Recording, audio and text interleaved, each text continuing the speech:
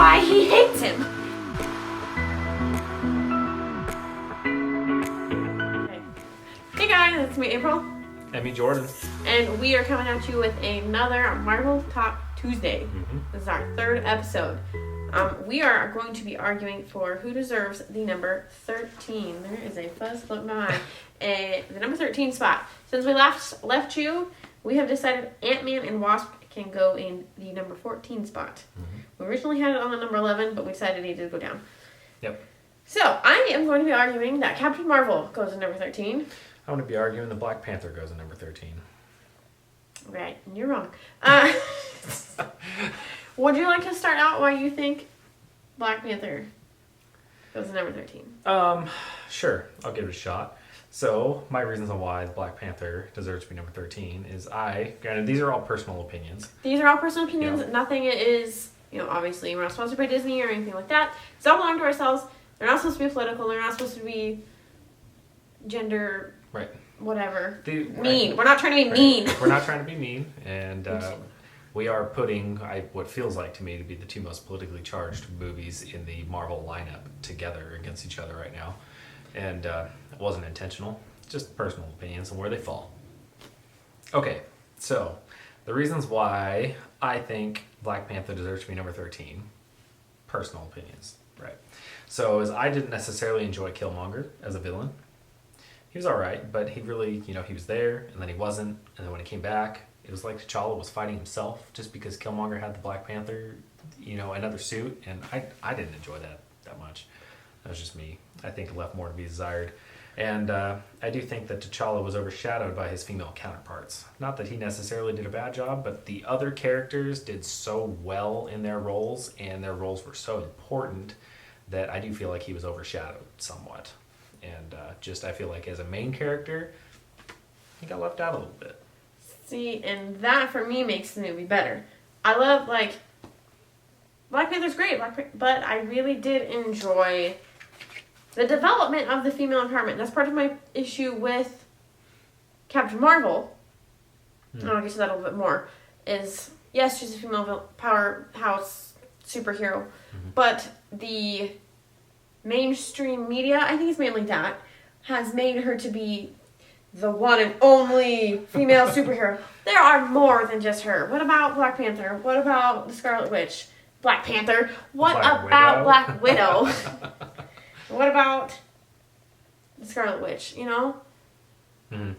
It's not just all Captain Marvel, but I think it's the media and maybe Marvel Studios pushing her to be that. Yeah. And to me, she's not that.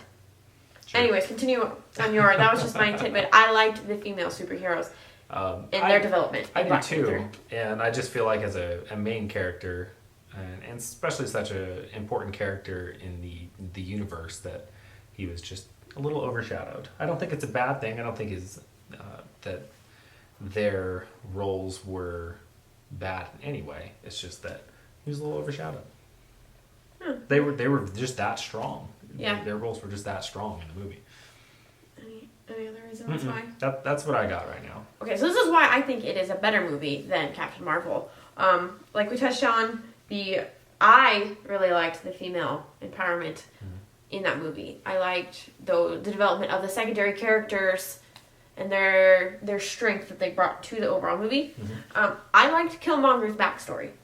I liked that they gave this villain a very realistic reason for why he's doing what he's doing. T'Challa's dad killed his dad. Spoiler alert. That's why he hates him. That's a very realistic backstory to me. I just think T'Challa's story to Kingdom to being Black Panther is better than Captain Marvel's being kidnapped and infused with something. I think that Black Panther is overall better weaved into the Marvel universe than Captain Marvel. I think that's really lacking in hers. Yeah, her integration is kind of weird. I enjoyed the movie. I'll talk about that more in a minute. I like vibranium. I like that it comes from Wakanda. I think it's really cool. I think it's a great blend of cultural rituals and futuristic tech. So, why do you think Captain Marvel should be better? All right. Is better than... Okay, so I have a few reasons here, but it's kind of odd. So for me, I think I enjoyed Captain Marvel really as a whole, and some of the side things in the movie that really brought it together for me, maybe even more so than I enjoyed her just specifically as a character. But starting out off my list is the humor. There was some good humor in that movie. I really enjoyed the Skrulls as a villain because old General Talos was pretty funny. And I don't know why humor, it makes a big difference in like my first impression on all these movies. I think humor is kind of just what I resort to when I'm stressed and having a bad time. So when I can just laugh and watch something, I'm way more inclined to watch it again than something serious. Other reasons, Nick Fury's origin story.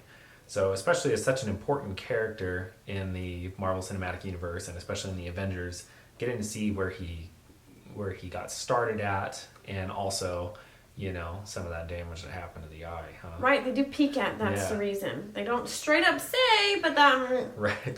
Yeah. They're peeking at the whole movie, and then, you know, at the end. Right. And then as far as just some of the small things, there's a couple little, like, things that were in there that I really liked was the Flurkin.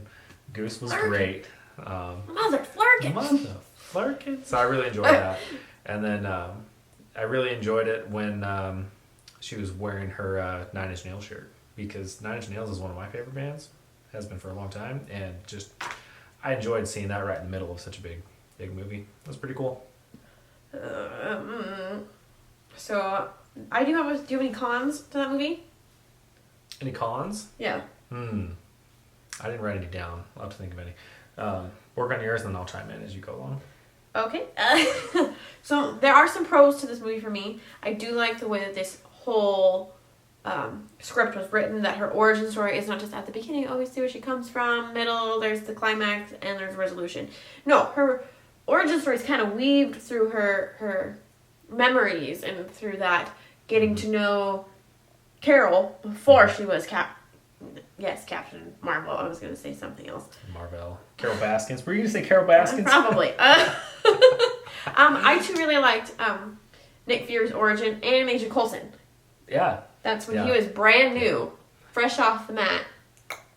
Yeah, Agent Coulson was cool too. Especially now that we started watching Agents of S.H.I.E.L.D. more, and then doing more with Coulson. That was cool. Yes. Those are my two pros to that movie. It was an okay movie. I don't love it. That's why I think it deserves to be number 13. I don't like Brie Larson as a... It's hard that's why. But it really is why I don't enjoy this movie. I don't like Brie Larson. And I don't know that I felt that way until I started watching all these interviews with the Marvel actors while we've been on quarantine. But I don't like her. That's fair. There also is a big reference to her as the female super of Marvel Studios. She's not the only one. There's Black Widow, there's Wanda or Scarlet Witch, whatever you want to call her, you know, and all the girls from Black Panther, like I said. But I don't know how much of that is just the movie itself, how much of that is pushed by the media and Marvel Studios as her being the one. I don't agree with that. I don't know. And this isn't necessarily just for this movie, but I don't find her integration into the universe great. She's not as useful in later movies. Where was she in Infinity War? Where was she? Who knows? There's more than just her. That's what she said. And she's barely in Endgame, like, at all. I don't know. I don't find her useful. I think that's my number one reason why she's number 13. I don't find her useful. Her integration in the other movies was definitely no good as far as her usefulness and using her powers to really make the most of the situation. So that's kind of what I was saying. A lot of the reasons that I think I enjoyed this movie a lot was little things, not necessarily some of the main points about Captain Marvel herself. So we're going to take a quick break, discuss to ourselves which one we think should be number 13. If we can come up with a resolution. If not, we need your help. Break. So, break over. Deliberation done. We hammered out. We didn't fight each other. What we've decided on is the winner. Again! So Captain Marvel is going to be number 13 on our list. Why?